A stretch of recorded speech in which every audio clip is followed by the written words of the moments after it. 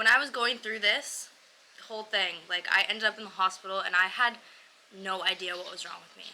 What happens when a large cyst rupture is that that fluid or the blood that's inside that cyst has to go somewhere. That's where the problem lies. Then you have internal bleeding or fluid in a place in your body where it's not supposed to be. The next question is, why did I have a cyst that was so big, right? It's normal to get cysts, ovarian cysts. It's normal to get ruptures. What's not normal about my story is, why did I have a cyst that was so large? Okay, that's like the main question here. Why did I have a cyst that was so large to the point that when it did rupture, it caused an injury inside my body? No one can answer that question for me. Like, I've been trying. I've asked many specialists and doctors. I would love to create a community for women in which we can talk freely about things that no one's talking about, especially living in such a patriarchal society where women's health is severely underrepresented in all scientific studies, scientific literature, but also find answers together, because we should not be left in the dark about this.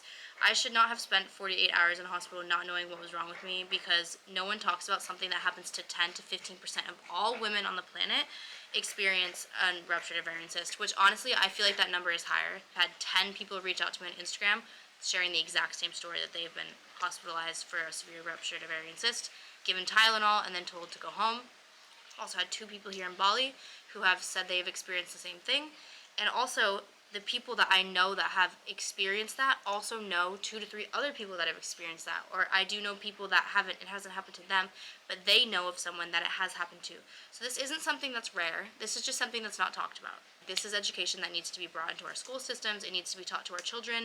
It needs to be taught to women at a young age, because if we are just not educating women about our hormonal cycles, about our, our menstrual cycles, about what it means to be a woman, about the various risks associated with the privilege of having a uterus and reproduction ability, then we're left in the hospital with no questions being answered and feeling very alone. Hi, my name is Monique. I am here to share my story on YouTube about my very severe ovarian cyst rupture, what exactly happened to me, why I was hospitalized, and how I was able to take care of myself in the situation being in a different country. So I'm going to share my full story with you guys right now. Let me know if you have any questions. Please feel free to reach out to me directly.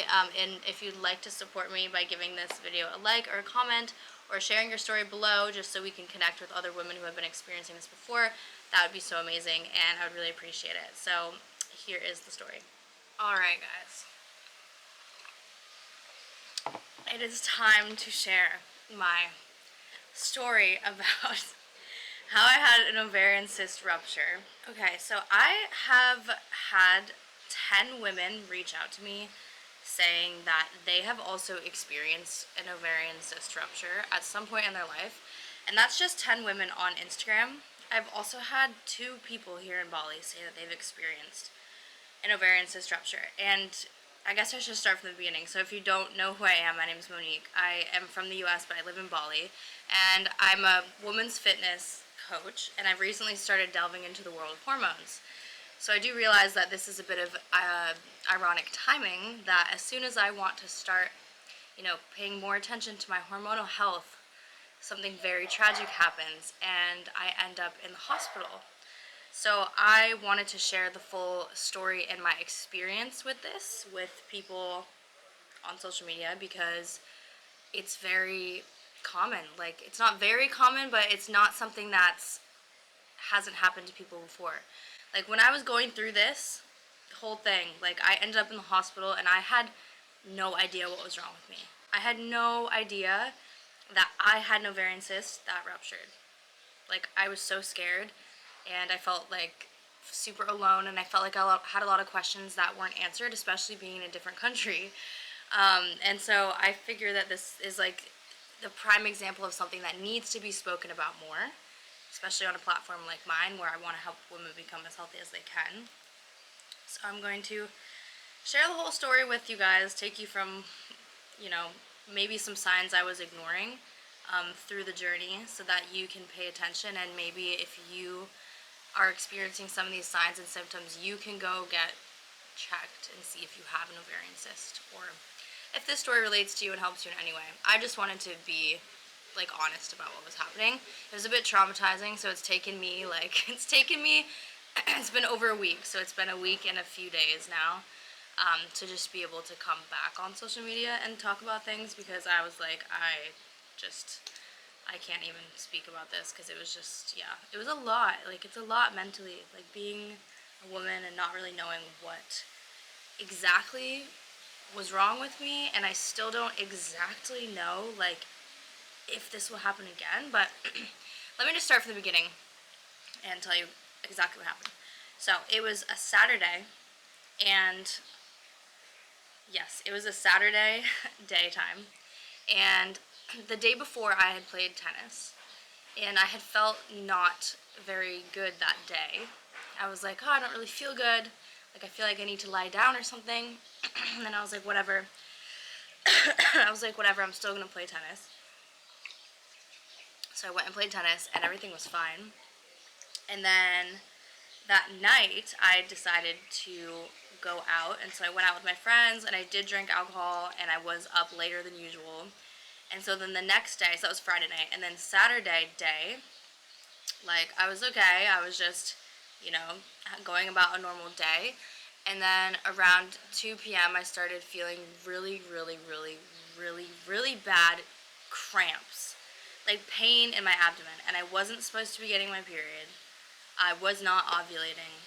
And I was like, this is not normal to have these cramps. But, like, I've had cramps before. So I was like, maybe I'm just getting cramps, and like it's just part of being woman, and I just have to like lay here and like lie down, and maybe they'll go away. So I laid down, and then, yeah, 2 p.m. to like 4 p.m. the pain was absolutely excruciating. I was having to like lie in all these weird positions. If you're a girl, you know what I mean. When you're like in the fetal position, like on your side, or you have like a pillow that you're hunched over, because it's the only thing that gets the pressure off of your uterus. That's the way I was having to lie, and every time I moved, it would like make the pain start again. But the pain was like, so cramps are like contraction pains, because it's like a squeeze and then a relax, a squeeze and relax, and that's what your muscles are actually doing. They're contracting inside of you. That's how your uterus sheds its lining. That's how you bleed. That's how a baby comes out of you. That's a natural process in your body. Cramps are a good thing. They help us, they help our body do what it's supposed to do biologically. But to have cramps like that, for an unexplained reason, was not healthy. And also the severity of the cramps. I have a very high pain tolerance. I also don't really like taking pain medication, because I'm a person who likes to feel the pain that they're experiencing, because I want to know what's wrong with me. Like, I want to be able to identify the root cause of this pain, and if I'm dulling my symptoms with pain meds, then how am I supposed to know? I'm not saying that I don't take ibuprofen, but especially around my cycle, I try to not take any pain meds at all, because I want to know what my body's going through, and I need to be able to listen to what my body's telling me. And your body's going to communicate things that are wrong to you through, pains and sensations in your body. So that's my personal thing. You don't have to do that, but that's just what I was doing. So anyway, when I was experiencing this pain, I wasn't taking pain meds, because I was like, I need to know if this shit is how fucked up it is. But then it got to a point where it was 6 p.m. and I was like, I am gonna die from how painful this is. Like, I was like, this shit hurts so bad. I'm like, I can't walk. Like, I couldn't walk. I was hunched over. I couldn't move. I was just like in so much pain. Like, I was debating, like, do I just go to sleep now, and hopefully when I wake up, the pain goes away, or should I try to eat some food? Because I hadn't really eaten food all day. Like, I'd eaten breakfast, but it wasn't like a big meal. And so I came to the conclusion that maybe I should take some ibuprofen to be able to then eat dinner, so that I wasn't dying having to like sit up and eat dinner. So I took some pain medication. I took 500 milligram Panadol, which is like ibuprofen out here in Bali and Australia and whatever. It's just a painkiller. So I took 1,000 milligrams. Is that the right term? I took a strong dose of it, right? But it didn't really help anything. Like, I still had a lot of pain. And I was like, there's no way in hell I can cook food right now because of the pain I'm in. So in Bali, we have Grab or Gojek, which is equivalent to Uber Eats, and I just Gojacked some food. And it was like a nice salad, and it had some chicken on it and like pita bread. And so the food got here, and I was like, all right, I need to stand up and I need to go to the person in the front and get the food. So I went and got the food, and I was like, I'm in so much pain. And I remember, this is where the story gets kind of blurry, because I don't really remember a lot after this, but I'll fill you in.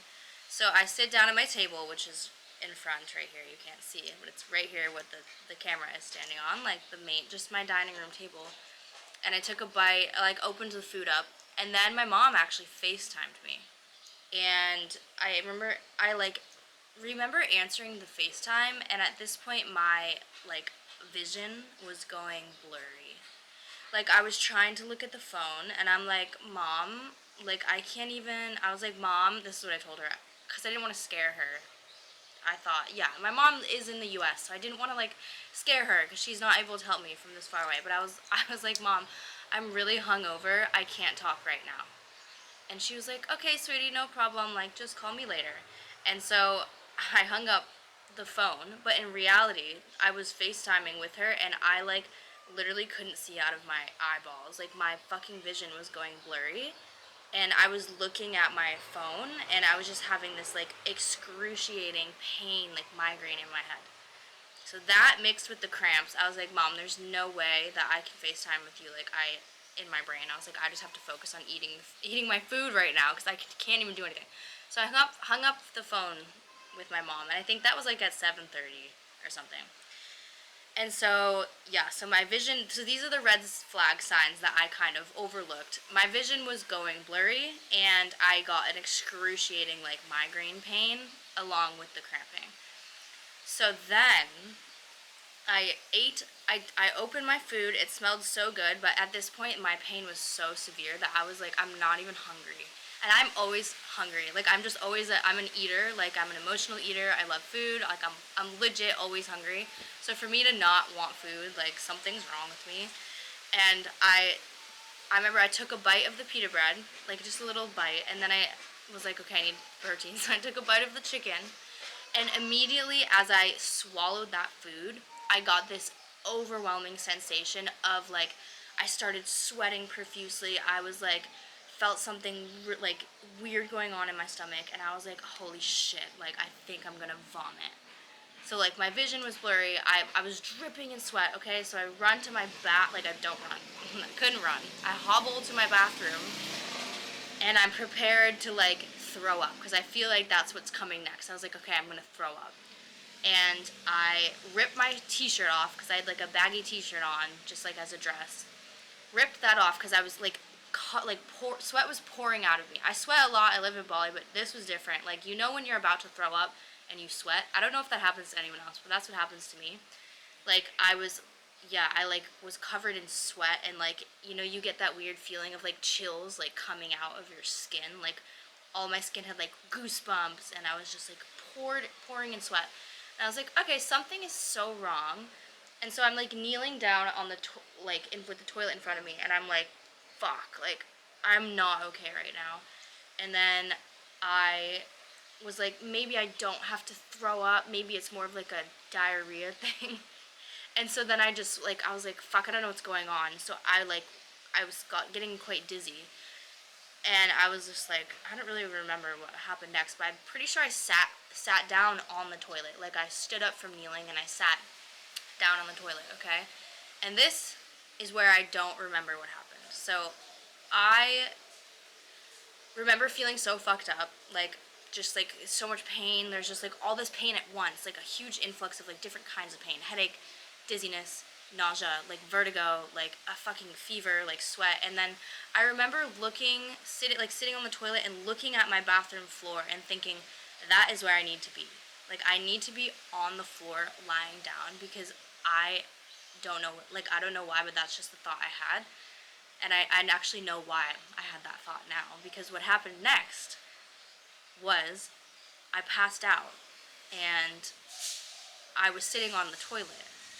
And so what happened is I passed out, but I don't remember passing out at all, but I do remember, like, at this point, my eyes were open, but then all of my, like, I guess it's your parasympathetic nervous system, just, like, shut down. Like, I had no bodily control. Like, my eyes were open, but my vision went completely black.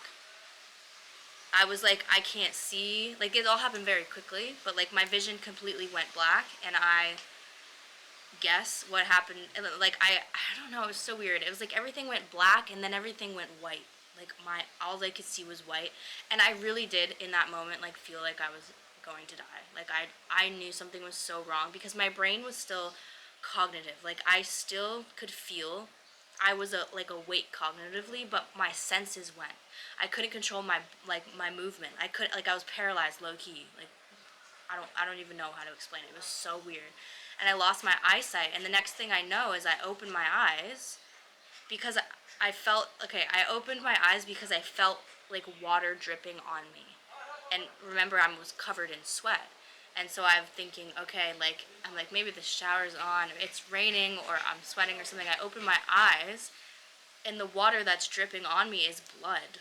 And there's blood fucking dripping all over me, and I'm like, what is going on? And I'm naked, right? Naked on my bathroom floor. Open my eyes are working now, and I'm covered in blood. And I'm like in shock because I'm like, last thing I remember, I was sitting on the toilet, and now I'm like, and now I woke up like on my side, like on this side, which is why I have that egg right there, and I'm covered in blood. And so like initially I was like, I gotta figure out where the blood is coming from.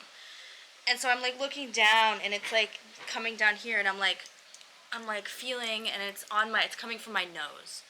And so I'm like, oh fuck. Like I'm like I know that I remember my eyesight going. And so my immediate thought is my brain is like hemorrhaging. I'm thinking that I'm having like a brain aneurysm. I don't even know what that is. But I thought that my brain was like exploding in my head because I was in such like migraine pain, and my nose was bleeding. So I thought that my brain had exploded and I was bleeding out of my nose. But then, as I like kind of pushed myself up off the ground, my head right here was like on fire. It felt like someone was hammering like a nail into my head. Like it was hurting so bad just right there. And I was like, fuck. I was like, that's the part of my brain that's exploded. No. No, that's the part of my skull that fucking smacked against the concrete ground because I had fallen off of the toilet. I don't remember this at all, mind you. But now, looking back, this is what happened. I had fallen off the toilet because I passed out. I guess I'll tell you that part after. I'm just gonna keep you in the story as I was experiencing. Okay, so I'm like come to, and I'm covered in blood. I'm like, what the fuck's going on? And I was like, I need to call someone. So I know my phone's on the table like out here, and I like somehow get to my phone. I don't remember this. I got to my phone, and then I went back in the bathroom because I still was feeling like I was gonna vomit or something, and I was like, I just gotta stay on the bathroom floor. Like the bathroom floor is a very comforting place when you feel like you're gonna die. You know what I mean? And so I FaceTime my friend, and I was like, something's wrong. I was like, something's wrong. And he's looking at me and he's like, what's wrong? And I'm like, look at me. And I'm looking at myself on FaceTime. This is the first time I see myself, like, after what had happened. And, like, I just see, like, all this blood and, like, sweat dripping off of me. And I'm like, holy fuck. Like, I do not look okay right now. And he's like, you're okay. Like, everything's fine. He's like, I think you just fell. And I was like, I didn't fall. I would know if I fell. Like, I would know if I fell. I didn't fall. I'm like, my brain's hemorrhaging. Like, I don't know what's going on. And he's like, I don't know. Like, I think you just fell. Like, I need you to calm down. Because at this point, I was panicking. It's like, I need you to calm down. And I was like, yeah, I would like to be calm. But I also, like, just lost all bodily function, like, motor control of my body. So I was freaking out. And he's like, okay, and he's like, I think you fell. And I was like, if I fell, then I would know if I fell because I would have cuts on my face and stuff. So I was like, wait. And then, so I like stand up and I look in my bathroom mirror. Because like, again, my eyesight was still blurry. Like I couldn't really see myself on the FaceTime photo, you know what I mean? Like I just saw the fact that I was bleeding. I didn't really look that hard. And I stood up and looked in the mirror. And I saw, like, I had a cut right here, and I had this huge egg on my head, and I looked in the mirror, and I was like, oh my god. I was like, I did fall. And that is what sent me into a panic, because I had absolutely zero recollection of falling. Like, absolutely, I did not remember that at all. I still don't remember falling at all. And I was like, because I was like, how the fuck did I get from... The last thing I remember was being on the toilet, then I was on the floor. I thought I had just laid down, like, in the moment. Because I remember saying I need to be down there. I thought I had just laid down and then, like, fucking fell asleep or something. I don't know, but no, I literally fell. and I think what happened was I fell forward and I hit my nose off of the door frame. Like, I must have fallen forward into the door frame and then to the side, and on the side I like smashed my skull into the ground, and the nosebleed was actually coming from my nose, but because I hit my nose so hard right here, it, like, you know, blood vessels in there are small. I was having a nosebleed. So at this point, I'm in a full panic because I know something was wrong, because it wasn't just the physical pain anymore. I had like a memory loss situation. So I thought I was having like a brain problem. Again, the cramps were still really bad, but I didn't put together at this point in time that they were connected. I didn't put it together at this point in time that the causality of me passing out was literally from what was going on from my cramping inside my body. Okay, so yeah, so what had happened was I had an ovarian cyst rupture earlier in the day, which was causing internal bleeding. It was a very severe cyst rupture that I had. It was a cyst that was over 5 centimeters. So when an ovarian cyst gets too large and it ruptures, it puts you at risk for bleeding, for internal bleeding, for the fluid to bleed into your abdominal and pelvic cavity in a manner that your body cannot reabsorb it, and it could lead to like you needing surgery, because that's how you get infections inside of you. If you have internal bleeding, it's really bad. But anyway, what happened was I was bleeding internally since 2 p.m. and the reason that I passed out was because I was losing blood. I was becoming dehydrated. I was like hemorrhaging blood on the inside. My blood pressure was dropping really low. I had extremely low blood pressure. I didn't know this till I got to the clinic. And then that's what caused me to pass out. So, let's go back into our story. So then my friend is like, my friend was like, we're still on FaceTime, I think, at this point in time. And then I was like, I need to go to the hospital right now because I know something is wrong. Because I've never, ever passed out in my life. I'm not a fainter. I'm not a passer out, or I don't know what that means, but I just have never experienced that. And I was like, I need to go to the hospital right now. So he's like, okay, I'm going to call you a Gojek. And you're going to get, a Gojek is just like it's like an Uber, but on a scooter. So we live in Bali, okay? And this was a medical emergency, and so he's like, calling you Gojek, you're going to get on the scooter, and you're going straight to a medical clinic. And I was like, yes, done. But at this point in time, I had my dog, and I was dog sitting another dog, and I was like trying to get the dogs inside. I also was naked and covered in blood and sweat, so I was like, I need to shower. Hey, bestie. Connor. Sorry, I just read that. So I was like, I need to shower. So I put myself in a cold shower and like tried to get my clothes on, but I still like didn't really have my vision or brain functioning that well. I just knew I needed to get to a hospital immediately. So I like somehow got myself dressed, showered off most of the blood. I still had blood on my face and nose, I think. There was blood all over my phone. There was blood all over the house because like it took a long time. I don't remember how I made my nose stop bleeding, but I guess I just put toilet paper on it and held it there or something. And so I got the dogs together and I jumped on a scooter. I did not jump. I hobbled my way onto the back of a scooter, and I took a scooter ride through Bali to a clinic, which was only 5 minutes away. But the reason I got on a scooter, because if I had called a car, the traffic, the way the shit works in Bali is the car would have taken double, maybe triple the time. And I don't know if I was experiencing a medical emergency. Like time, you need time. Time is like not on your side when you're dying. Like I wasn't really dying, but I thought I was dying. So you know what I mean? I had to get there as fast as I could. So I took a scooter, and judge me if you want, but like heck, I had to get shit done to get myself there. And my friends were far away at the time. Like I don't know, it was just a reaction, and I'm actually really glad that it went the way it did. So no regrets. But anyway, I pull up to the clinic. My friends are like gonna come meet me at the clinic to make sure that I'm okay. But I just walked in, and they are looking at me, and they're like, what is wrong with you? And I was like trying to explain what happened, but I also was crying at this point because it was really scary. And like, you know when you're trying to talk but you're in shock, and you're in so much pain, and you're like, I'm trying to talk but I'm fucking scared, and like I'm crying and it's not helping, and I'm like trying to talk and this like crying is coming out, and you're like, bitch, stop crying, like just tell them what's wrong. And because you're scared, and like I just want my mom, and my mom's not here, my mom's in America and I'm in Bali. So like anyway, they immediately take me to the back room, and I'm at a medical clinic, okay? This part of the story I want you to pay attention to if you're in Bali. Do not go to a medical clinic. Go to a hospital. Okay? Just listen to that again. Play that back. Don't go to a medical clinic. Save your time and money. Go directly to a hospital if you're in Bali. Just trust, okay? So I'm in this medical clinic and I'm telling them what's wrong.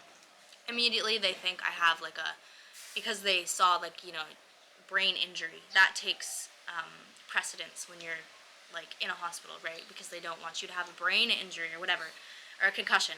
So they put me on an IV and they draw my blood and do some blood work. And they're like, you have extremely low blood pressure. Like, you need to go to a hospital right now. Also, you're severely dehydrated, which those are connected. Probably also drank the night before, so I was a bit dehydrated. Yeah, so they're like, you need to go to a hospital. Like, this is out of our, like, you need a CT scan to check your brain. Like, we can't be doing this for you. So then I was in there for about an hour and a half, and then they were like, finally, like, you need to go to a hospital. Here's your bill. Can you pay the bill? And I'm like, yes. That part of the stuff in Bali is annoying because they're very focused on making sure you pay your bill immediately. Where in America, it's like, we'll bill you in 2 weeks and it will be $10 million, but at least you get your peace of mind while you're dying. But in Bali, they're like, nah, bitch, we're not treating you until you fucking pay. Also, we need you to pay for the ambulance right now before we put you in the ambulance to send you to the hospital. So anyway, I was like, fuck it. I'm like, here's my card. I need to go to a hospital right now. Like, just stop. Just please help. And anyway, so I get in an ambulance and I go to the hospital, and it's not like it's not the ambulance that you're thinking. It's not big and red. It's a van with some lights on the top. But we did get to the hospital really fast. So the hospital is like an hour away from my house, but we got there in like 30 minutes because the traffic, I don't know, an ambulance. Anyway, so we get there, and like the pain's really bad, but at this point I'm just like, my vision is straight up just blurred. Like, I can't even see straight out of my eyes. I'm just, and my head is pounding. I was like, asked them for an ice pack because my head was pounding, and I'm like, can you guys, like, I just don't really remember what was going on. I think I was in like shock. So I get to the hospital, and at this point it's 11 p.m. And it's in ER, so I got, you know, an IV put into me immediately, and then I think they drew my blood, but then they came back probably 2 hours later, and we're like, okay, you still have low blood pressure, like, we need to keep you and treat you in the hospital to make sure that your blood pressure is not dropping, and also, like, your hemoglobin count was low. Maybe I'm not saying that right, but anyway, that means that I was experiencing internal bleeding.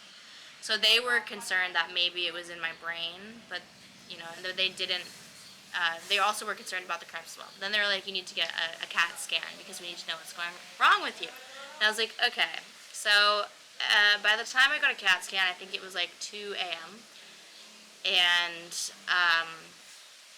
I had been asked if I wanted pain meds, and at this point I was like, yes, please give me pain meds, because I feel like I really felt like I just was not okay. Like, it was just so fucking painful, and the only thing I could compare this to was like childbirth, and I've never had a kid before, but like, I know for a fact that that is what it feels like, because I don't even know. Like, it was just so, I was like, fuck, it's a different kind of pain. Like, women, you know what I'm talking about. Men, good for you that you never have to experience that, but it was just like so painful, and the only thing they can do is offer you pain meds. But like, yeah, so finally we go to the CT scan, and at this point I had no idea that I had an ovarian cyst. Like, I didn't know at all that these two things were connected in me, and I just wanted answers because I was exhausted. Like, I was dehydrated, I was emotional, like, I felt very alone, like, it was very traumatizing, and I just wanted some answers. So we do this CT scan. They're like, we're giving you a CT scan on your head and then on your abdominal and pelvic cavity, so like down here, to see what the cramping is. Do that, and then I go back to the ER bed. It's about 3 a.m.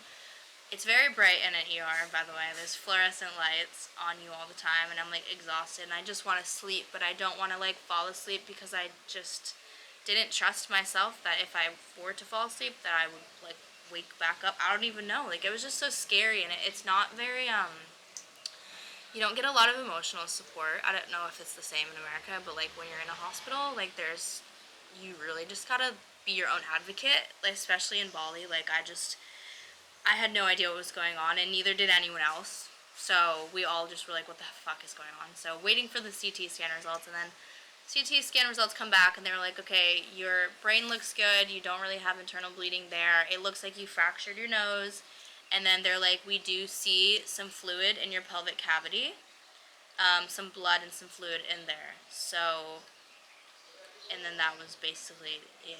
That, I don't really remember what they said, but it wasn't like a very in-depth interpretation. I think someone vaguely, oh no, I didn't, that's what they said. They didn't say why I was having internal bleeding or anything. It's just what they said. And at this point, I was like, I either need to go to a bed that's dark, or I need to, like, be discharged and go home, because I cannot stay in this hospital any longer. Like, I know my body needs sleep. So I asked them, I'm like, is my blood okay? Like, can you get me hydrated and stuff? Or can I go be discharged and come back, and, like, what's going on? They're like, well, you need to see a specialist. Like, you need to see a gynecologist to know what the internal bleeding is from. And I was like, perfect. So when can I see the specialist? They're like, oh, they don't work until Monday morning. And, like, at this point, oh, Molly, my kitty. They don't work until Monday morning. And at this point, it was Sunday morning at this point. Yep, because it was like 4 in the morning. And I'm like, okay, so I'm not in critical condition. Maybe I was, because I was in a hospital. I don't know. But I was like, let me just get this straight. I'm like, I need to see a specialist before you discharge me. We don't know what's going on, and I'm having internal bleeding. I need to see a specialist. I just said that. I need to see a specialist, and they don't work until Monday morning. So I was like, so we're going to wait 24 hours to wait for a specialist to tell me what's wrong with me, right? I was like, is that what's going on here? And they're like, yes. And I was like, can we maybe call them on the phone, even if they're not here, like, just to see, you know, like, what's wrong? And they're like, well, they're not working right now. And I was like, okay, well, I'm getting really fucking irritated. I was like, I don't want to be in this hospital. I'm like, I get it. I need to see a gynecologist, and they're not here right now. So I was like, I'm uncomfortable, and I would like to be in my own bed. And they're like, okay, well, we need to get your blood pressure back up and hydrated, and then we can discharge you, but you must come back to see a gynecologist. And I was like, okay, sounds good. That was being difficult. Sounds good. So I finally get discharged at like 4 a.m. and they give me all these medications to take. I don't remember what they were. They were like pain meds. I don't even think it was blood, like, there's some thing that they give you to help with your internal bleeding. I don't think it was that. But anyway, I leave the hospital. I'm mind you, the whole time I'm like talking to my mom. I'm like asking her, I'm like, do you think this is okay? Blah blah blah. She's like, yeah, I think it's okay. I don't know. I'm telling this in a way where it probably seems like I shouldn't have left. Thinking back, I probably shouldn't have left. But also, like, I didn't have health insurance, and I was like, I don't even know. Like, I would stay if there was a specialist, but there was just all these factors, and I was very stressed out. And I was like, I just need to go home for a second. So I went home, and the cramping did not get better. Like, it did not get better. I was in so much pain still, and I'm messaging the hospital, and I'm like, what time is my gynecologist appointment? When do I need to come back to the hospital? Like, I was like, you guys made me promise that I was going to come back to the hospital, so, like, what time do I need to come back? Because I'm in a very serious amount of pain still. Like, I know I'm not okay. Like, because they were like, if you go home and you start to feel better, that's a good thing. And I was like, if anything, I'm feeling worse. Like, I know I need to come back to the hospital. Just, like, tell me when I should come back and when your freaking, like, gynecologist would be there so I can get some answers, because I still didn't know I had a cyst rupture at this point. I had no idea what was going on. And they're just like, it's just like very like airy-fairy, not really giving me straight answers. And I'm getting so frustrated because I'm like, you know, I had some of my friends speaking on my behalf. I had my mom speaking on my behalf. But at this point, I was like, I need to take things into my own hands and be my own advocate, because my point is not getting across that I'm uncomfortable and like this whole thing is so scary, being in a different country and not knowing what's going on. I was like, I need some fucking answers. So I was like, I'm just gonna come back to the hospital. And so I got discharged at 4 a.m. on Sunday. I went back there at 7 p.m. Maybe it was 7:30. Sunday night.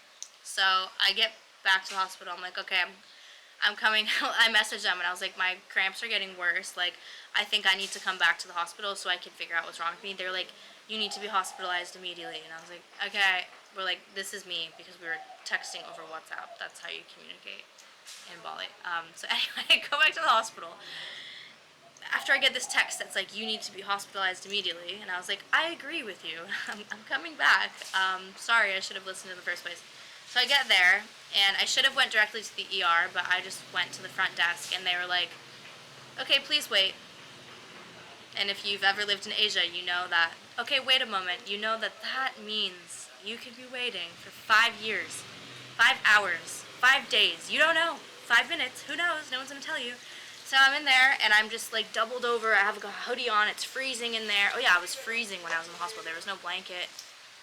I don't think there was a pillow, maybe there was a pillow, but anyway, it's like, no one gave me water, like, it was just, I was just in like a t-shirt and a shirt, and I was like freezing because I was dehydrated, and there was just nothing. There was no comfort, and I was like, fuck, this sucks. But anyway, it's me feeling bad for myself. So this time I wore my hoodie, and I'm sitting in the waiting room. 2 hours goes by, and I'm like in so much pain. I go up to them, and I'm like, please, I'm like, read these messages. Like, you guys told me I need to be hospitalized immediately. Like, can I please just know what's going on with me? And so they're like, okay, yeah, like, we're gonna relay this, we're gonna escalate this to the medical team. So finally I get taken back. They're like, we need to draw your blood. This was probably around 9 p.m. 7, 8, 9, yeah, 9 p.m. Again, I still have barely slept. I'm like sleep deprived. They're gonna draw my blood again, and once they get my blood results back, then I could be admitted into a overnight room in the hospital. But they're not going to do that until they get my blood results back. So I was in the ER, and you know, the ER is a shared space. There's other people going through way worse trauma than me, of course. Like, someone next to me got in a motorcycle accident, someone on the other side of me got bitten by a dog with rabies and like couldn't leave Bali for 14 days, something crazy. So I understand that that was taking, you know, precedence, and I'm okay with that. But they did not come back into that room with my blood results until like midnight.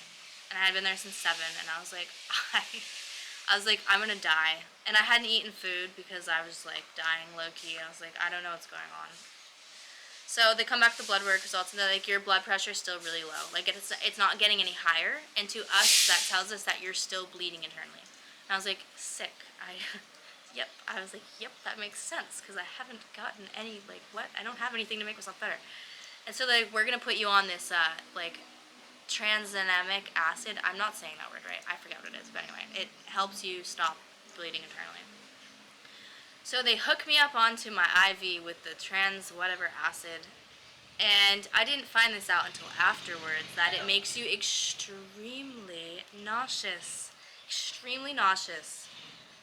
And when you are having cramping in your abdomen and pelvic cavity, any slight movement of your abdominal muscles, or just like movement in general, like my lungs hurt. I also had a pain up here, which is like a sign of internal bleeding. So if you ever get weird pain in your shoulders, that means, you know, you could be bleeding internally. So remember that fact.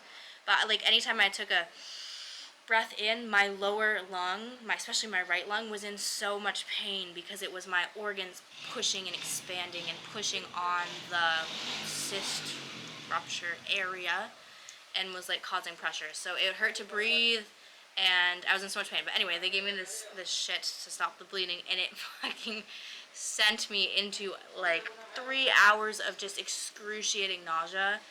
But they took me up to the room at this point. It's just like, I was like, and I'm like thinking that the cramps are getting worse, when in reality what was happening was I got really nauseous, and my body was like, ugh, ugh. Oh, that still kind of hurts. I'm getting PTSD thinking about it. But the tensing up of the ab muscles was putting pressure on my like injury internally, and was making everything worse. And at this point, I was just hungry. I was tired. I was exhausted. I'm like trying to like stay on FaceTime with my mom, and I'm just like, fucking the lights. I'm like, can you guys just shut the lights off? Like, can I have water? They brought me water and a blanket, thankfully. And at this point, I was like, Mom, I'm okay. I'm in here. I'm in like the room now. I'm gonna go to sleep. And they told me, we're gonna let you rest. But at this time, it was 2 a.m. after they were done giving me all the rest of the IV stuff in the room. Like, we're gonna let you rest, but we're gonna come back in and do more blood work in the morning, and then you can go see the gynecologist first thing. And this would be around 7 a.m. And I said, sounds great. I just want to sleep. Oh yeah, mind you, while I was downstairs, like waiting in pain, they're like, can you pay for your overnight visit now? Because we can't bring you upstairs till you pay. And I was like, will do. I was like, I just want to go upstairs. Like, I was like, I just want to be taken care of. So I paid, and then we went upstairs. And I thought that was just funny. It's just funny how different countries are different. And so yeah, so then I sleep for like maybe 2 hours because again the pain of the cramping and the nausea was horrible, and I couldn't really sleep from that. So yeah, I get a few hours of sleep, which I'm super grateful for at this point, and then right at 7 a.m. I'm woken up. No, I think it was it was honestly 6:30. I'm woken up. It's not by the nurses are very gentle. We love the nurses. They like they care about you. They're like, how did you sleep? Like just very soft and like women. Woken up 6 a.m. Male doctor. No offense, man, but just male doctor. Good morning. How are you doing? I'm like, I'm not good. Like, how are you doing? He's like, I'm your GP. Like, we're talk about your blood work now. And I'm like, I'm alone. My friends aren't there. I'm like, okay, like I'm gonna try to like fucking open my eyes and pay attention to what this man's saying. Like maybe I should FaceTime my mom. So like FaceTime my mom. Like, can you just listen to what he's saying? Because I don't even know what's going on. I still feel like very ill. And he's telling me like my blood pressure hasn't really increased, but it increased by like 0.1. So I guess that was kind of a good sign that the bleeding had toned down a bit, I guess. And they're like, okay, are you ready? And I was like, for what? And he's like, we're going to go downstairs now and take you to the gynecologist. And I was like, I'm ready. I'm like, oh, perfect. Like, I was like, I just woke up, but I'm ready to go. I just want some answers. Ugh, okay, so this part of the story, like, really gets fucking traumatizing for me, and I hate this part. So I'm still alone. My friends were going to come visit me later in the day because it's 7 a.m. at this point in the morning. And so the very nice nurse lady takes me down, and they're like, so I'm laying in a bed and it hurts to move, okay? And I have all the IVs in me. And they're like, okay, are you ready? And I'm like, yes. They're like, okay, we need to bring you downstairs because that's where the gynecologist is. And I was like, fuck. I was like, okay.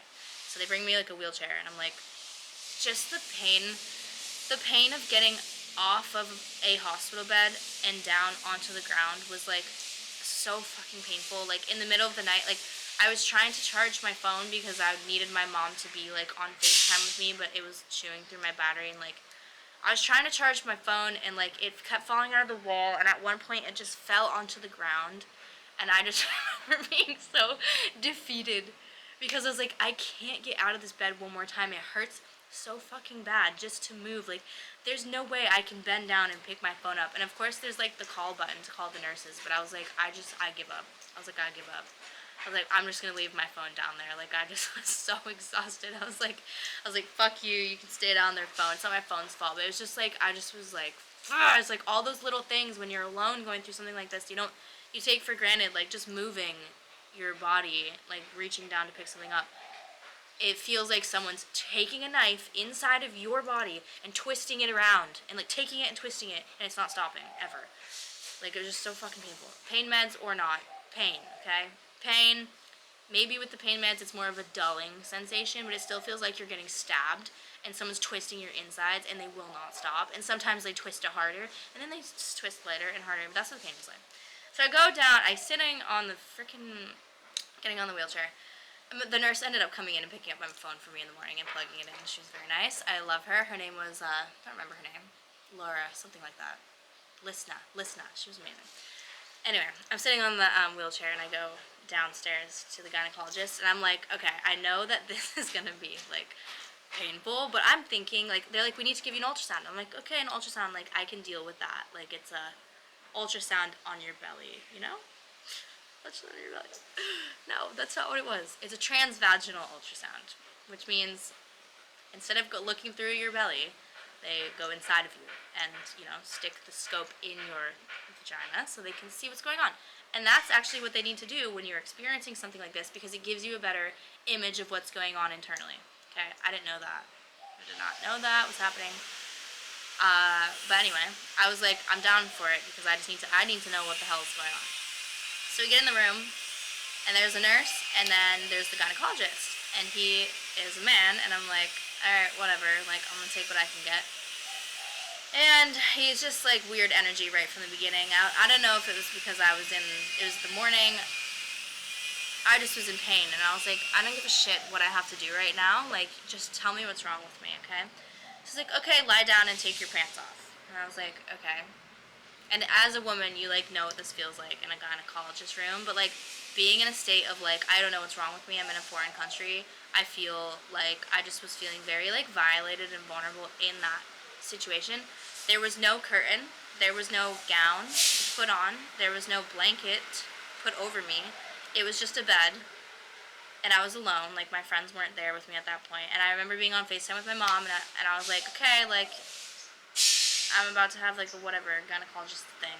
She's like, okay, do you want me to stay on the phone with you? And I was like, yes, please.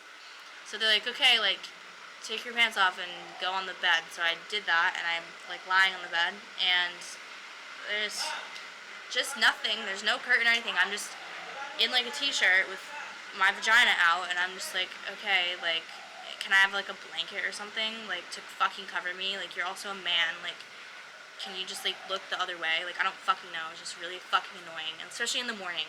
And no one, like, had given me prep for that. Maybe I'm being dramatic. I don't know. I'm just sharing my experience with you. And maybe if I was young, like, when I was younger, I was a bit tougher to stuff like this. I think as I became older, I'm more, like, sensitive to things that, you know, are women things. But anyway, so then they're like, okay, we need to put this, like, they had a stack of blankets. We gotta put this under your butt to get your, like, pelvic cavity in the right position to see the whatever. They make you do that. Elevate yourself for the scope. So then he was like, okay, ready? I'm sorry if this is oversharing, but I just feel like I want to share this because I bet you so many women have experienced this and are like, what the hell? This man, by the way, just gave me creepy vibes right from the beginning. Just, like, creepy vibes. Like, I was like, I'm like, I'm doing what I have to do, but I'm just not. Like, I'm just going into that mode where I'm like, just close your eyes and it will be over soon. So oh my god, guys.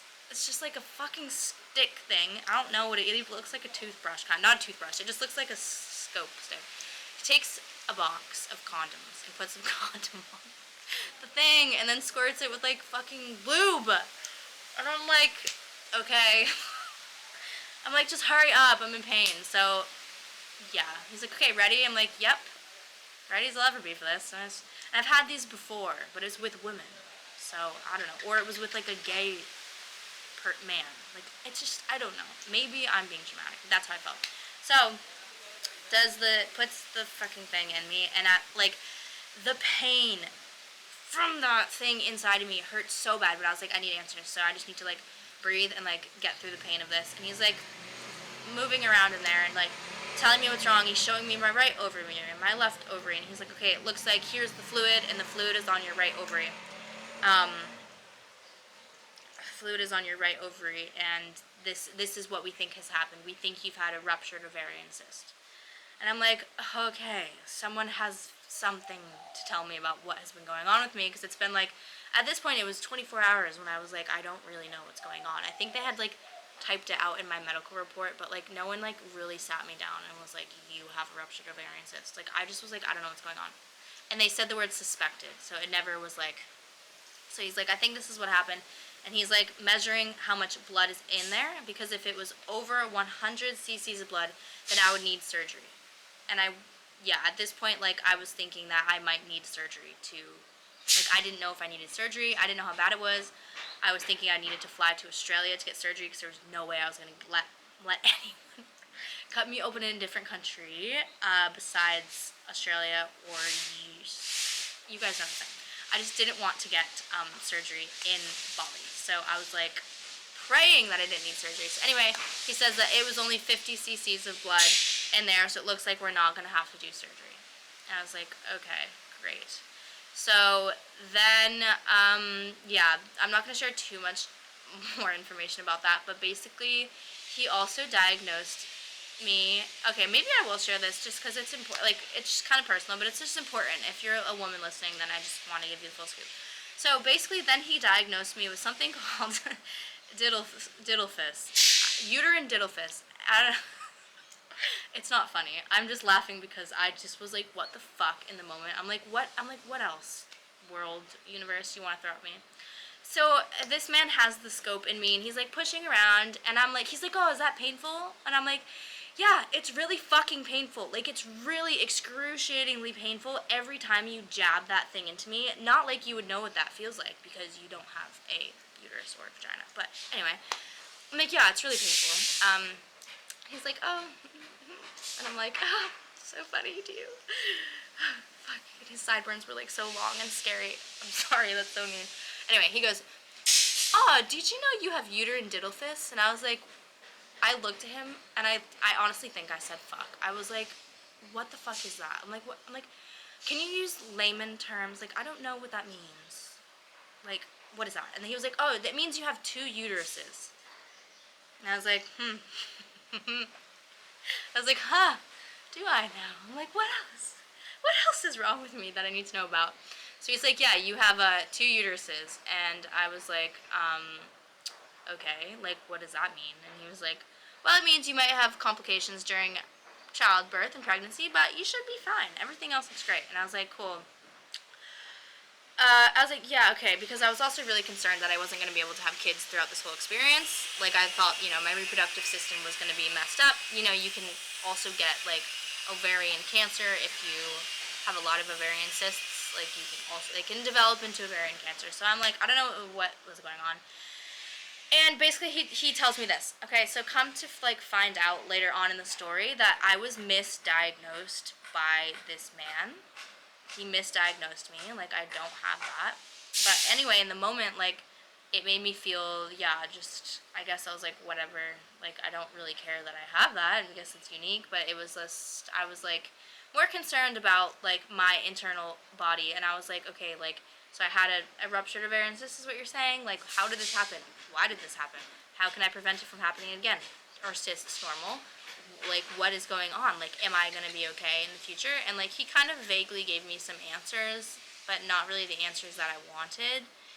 And then, he just was like, you seem fine for now. We don't need to do surgery. We just need to make sure your blood pressure comes back up. And then he says, you need to be on bed rest for a week and 3 to 4 weeks for a full recovery. And I said, okay, amazing. Sounds good. That was kind of what I was concerned with, was, like, how to get better right now.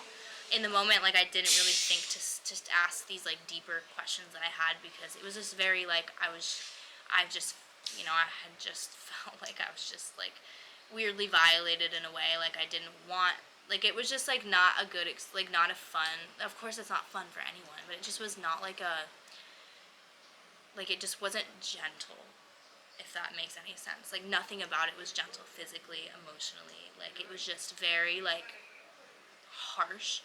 And I don't know, man, like, it could just be me, but anyway, that was, like, low-key traumatizing for me, because I felt that there was no empathy from him, being the gynecologist, this was supposed to be, like, the person who was supposed to tell me what was wrong with me, and, like, oh my god, come and save the day, and, like, there was just no empathy, and it's not his fault, because you literally cannot have empathy in this situation if you are someone who does not have, or could have experienced what I was going through, which he could not have ever experienced that personally, because he just literally biologically did not have, like, a uterus. Johnny, he's not a woman. Like, you could never experience what I was going through, and to have empathy for someone means you understand them on an emotional level, because you have experienced that before. He had never been able to experience that, so it was like, I was just like, whatever, I'm just taking what I could get at this point, like, I just didn't want to die. So, then I went back to my room, and I had a really good breakfast, actually. The food was very good in the hospital. Maybe I was just really hungry. It was just, like, oats and bananas and stuff. But every time I ate, it, like, still to this day, like, still when I eat, it, like, expands your stomach, which pushes on my area of internal bleeding. So it still hurts a bit when I eat, so that was a bit painful. But anyway, I ended up getting discharged around 3 p.m. that day, and I went home, and I was told to just be on bed rest and take it really easy, no exercising, no intercourse, no, like, just no strenuous activities, like, you really just need to be, like, resting in your bed. And I was like, no worries, I'm actually so excited to do this, because I felt like I needed a break, like, from everything, from work, from mentally, from everything. So, yes, it's now a week later, and I'm feeling a lot better. I had my checkup appointment yesterday. Did I go back to the same gynecologist? Absolutely the fuck not. I did not go back to that gynecologist. There's no way in hell you could make me go back to that person. No offense. I got my own gynecologist, who's a lady, and she was lovely. She's in Denpasar. If any of you are in Bali and would need a woman gynecologist, feel free to reach out to me, and I can send her through to you, because she was amazing. Okay? One last thing I'm going to say about this whole thing with the gynecologist. You need to be your own advocate, okay? The energy with the female lady that I went to yesterday was amazing. She was very competent, very, empathetic, very explained things in a womanly manner. Yeah, could relate to my stories because she has children and she has, experienced things like that, problems down there. And yeah, so I spent a lot of money when I was at the hospital here because I didn't have health insurance, which that is my bad. You should always have health insurance or at least travel insurance when you're in a different country. So that's my bad. That's literally my bad. No problem needing to pay for my hospital stay because it's my health. Of course, that needs to be paid for. Like, what? You need to pay for that.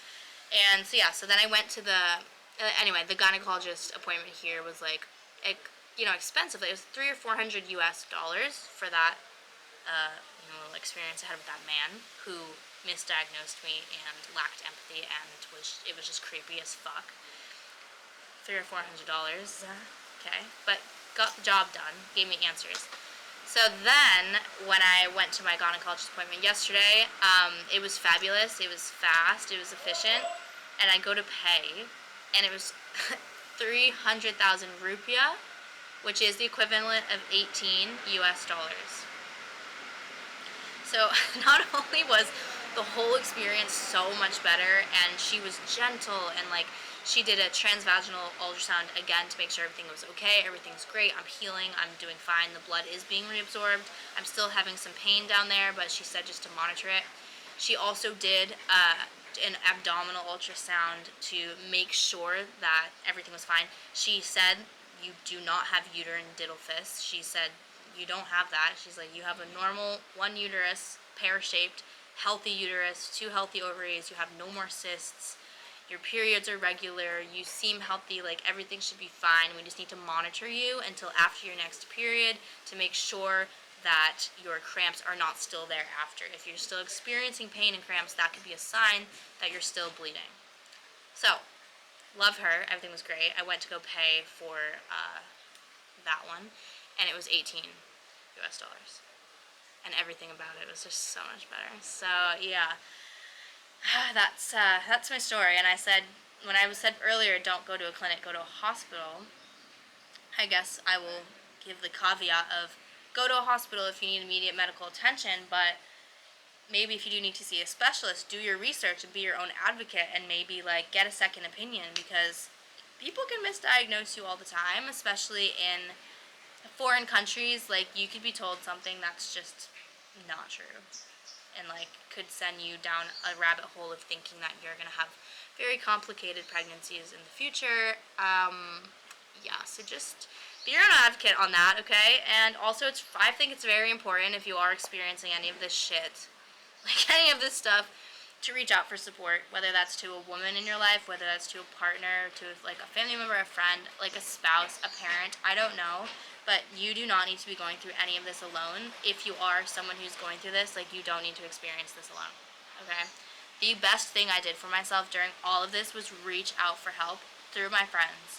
Like, I would not be okay if I did not ask for help. And asking for help is something that I've struggled with, like, my whole life, like, have been hyper independent, but just when it comes to your health, anything, it's always okay to ask for help. In fact, asking for help helps you become better. Just the action of asking for help helps you become better. Okay, so now that I've shared that story, I just want to end this with a few like tips and facts about ovarian cysts, and like if you're someone who has experienced them before, like, sorry that was such a long story. Actually, I'm not sorry, because I needed to just share that in the normal way that it needed to be shared. So, not sorry for that. But if you stayed this long, then you're the real MVP. And I just want to give you guys some tips, and like, not tips, but facts that I've discovered on my own through this, because I had to be, my own advocate. I had to do my own research. My first question is, 10 of you have reached out to me saying you've experienced this same story. Maybe not as bad, maybe not as severe of a rupture, but like a fraction of you had to be hospitalized for it and whatever. So like, what even is an ovarian cyst? Like, what okay, what even are they? Ovarian cysts are normal, okay? They're part of your reproductive system. Ovarian cysts are supposed to happen. So there's 2 kinds of cysts, right? There's functional cysts, which are functioning your reproductive system. So there's follicular cysts and corpus luteum cysts, and these are all cysts within your ovaries. Those are ovarian cysts, right? So there's two kinds of ovarian cysts. But then in general, there's normal functioning cysts, and then there's abnormal cysts in your body that can be, they are irregular, and they can be benign or cancerous. Sorry, malignant. Malignant, so cancerous. Benign meaning non-cancerous, okay? But like when you have big cysts that aren't supposed to be there, they can cause, like pain in your body and internal bleeding. So remember when I said before, a cyst that's like large, like over 5 centimeters, that's considered a large cyst. So I had a large ovarian cyst that ended up getting ruptured. Now, why do cysts get ruptured? That's also a normal part of the cycle of like cysts in your body. Like a follicular, so the follicular cysts and the corpus luteum cysts all help you ovulate and help take the egg out of the ovary and get it, like make it come to your uterus so that it can get fertilized. So that's the process of ovulation. So ovarian cysts help your body do the process of ovulation, okay?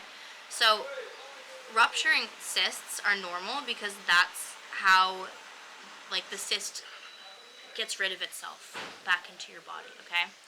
But when you have a large cyst, like sudden movements or exercise or intercourse or like stress, anything like that, like exercising or just tweaking your body in a different way, like can cause a large cyst to rupture.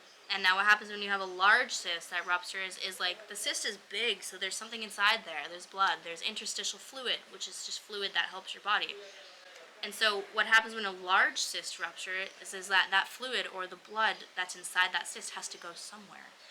And it's just going to go where it's ruptured. So that's where the problem lies, is if you have a large cyst and it ruptures, then you have internal bleeding or fluid in a place in your body where it's not supposed to be, and then that can lead to you needing to get that fluid or blood removed. Now it depends on how much you have. I had 50 cc's. The doctor said you don't need to get it removed unless there's over 100 cc's of blood. If you have less than 100 cc's of blood, your body has natural healing abilities, which you can reabsorb this fluid back into the body. And that's a great thing. That's what my body's doing right now. I still have that blood and fluid there, but it's slowly getting reabsorbed back into the body, okay? So the next question is, why did I have a cyst that was so big, right? It's normal to get cysts, ovarian cysts. It's normal to get ruptures. This happens a lot. Actually, 10 to 15% of women, I just asked ChatGPT this. I was like, how common are ovarian cyst ruptures? Like all 10 to 15% of all women experience these in their lives. So like, you're not alone if this is happening to you. But what's not normal about my story is, why did I have a cyst that was so large? Okay, that's like the main question here. Why did I have a cyst that was so large to the point that when it did rupture, it caused like an injury inside my body? And that is the question that I'm now going to go on my journey of figuring out, because no one can answer that question for me. Like, I've been trying. I've asked many specialists and doctors. And yeah, I know for a fact it has to do with your hormonal health. Like, this is where the irony of this whole story comes into play, because yeah, I want to start working with hormones and helping women, assisting them with their own hormonal journeys, but it's like I'm also on my hormonal journey at the moment too. I believe that what happened with me was that I had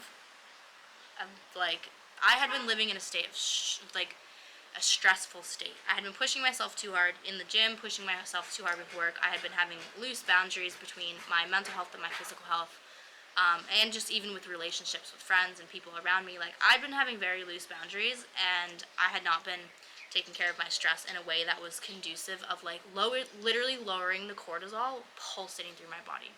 So I think what happened is I had just been in a state of elevated cortisol for like way too long. And what happens when you have elevated cortisol in your body, you are going to get it at, like, your body's going to produce more estrogen because it's going to try to like lower, your body wants your cortisol to come back down.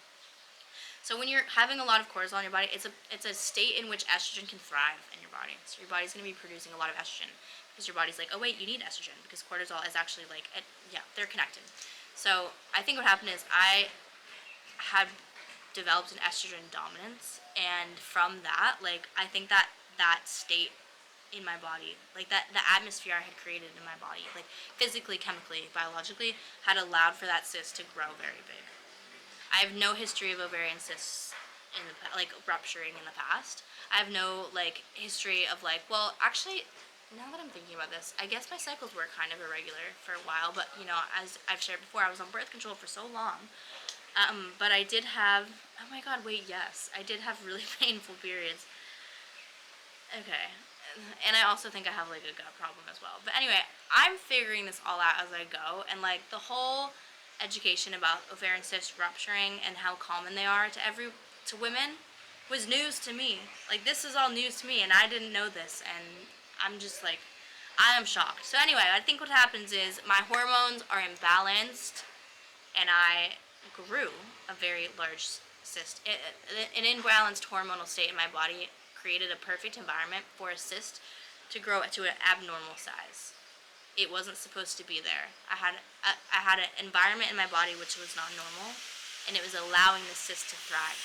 If I had let my hormones regulate to the point in which they were balanced, not too much estrogen, no estrogen dominance, a normal amount of progesterone, a normal amount of testosterone, then the cyst would not have been able to thrive because it wouldn't have had the correct, environment to grow, if that makes sense.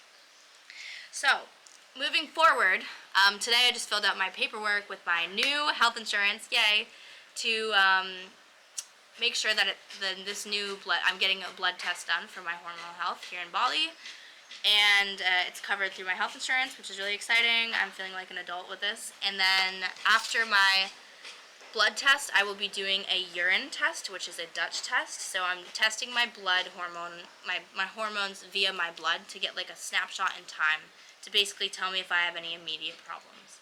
Then I'll be testing my hormones via my urine to test, like, to see my hormonal pathways and my metabolite pathways, to see how my body is metabolizing things, to see how my hormones are properly like fluctuating throughout the day because they come in cycles. I need to see how my natural cycle of hormones is that working, and just to get a deeper look at like my adrenal function, so like my cortisol levels. So I just want to end this video by saying, firstly, thank you if you watched through the whole thing. Thank you for holding space for me and hearing me share my story. Also, I want to be a safe space for women, for anyone going through anything like this. If you have questions, if you would like to know more about this, then please feel free to reach out directly to me, and I would be more than happy to help you. I would love to create a community for women in which we can talk freely about things that no one's talking about, especially living in such a patriarchal society where women's health is severely underrepresented in all scientific studies, scientific literature. Moving forward, I would like to use my voice to be able to spread awareness and create a safe space for women to share, but also find answers together, because we should not be left in the dark about this. I should not have spent 48 hours in hospital not knowing what was wrong with me, because no one talks about something that happens to 10 to 15% of all women on the planet experience a ruptured ovarian cyst, which honestly I feel like that number is higher, because through my own research, I've had people reach out to me. I've had 10 people reach out to me on Instagram sharing the exact same story, that they've been hospitalized for a severe ruptured ovarian cyst, given Tylenol, and then told to go home. Also had 2 people here in Bali who have said they've experienced the same thing. And also, the people that I know that have experienced that also know 2 to 3 other people that have experienced that. Or I do know people that it hasn't happened to them, but they know of someone that it has happened to. So this isn't something that's rare. This is just something that's not talked about. This is something that there's no education for. And I am going to be as bold to say as, like, this is education that needs to be brought into our school systems. It needs to be taught to our children.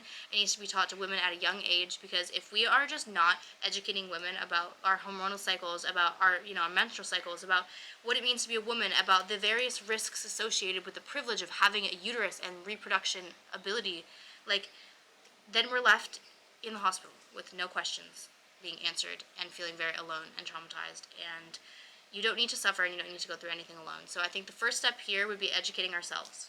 Educating ourselves as best that we can about our bodies in general. And the second step would be educating the people around us, the women that we care about.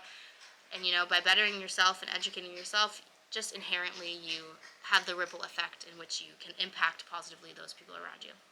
So thank you thank you so much for being here. I really, really appreciate it. I look forward to talking more about this topic. It's something I'm very, very passionate about. And if you would like to support me, then please subscribe to my channel. I would really appreciate that. And I look forward to hearing your stories and sharing more with you soon. Again, I'm always here to listen to anything that you have to say, any feedback, any questions you have. I'm here to answer you and support you. You can also find me on Instagram. My Instagram is MindMuscleMonique, same as my name here on YouTube. And I share a lot on my Instagram as well. So yes, thank you for being here, and I hope that you're having an amazing day.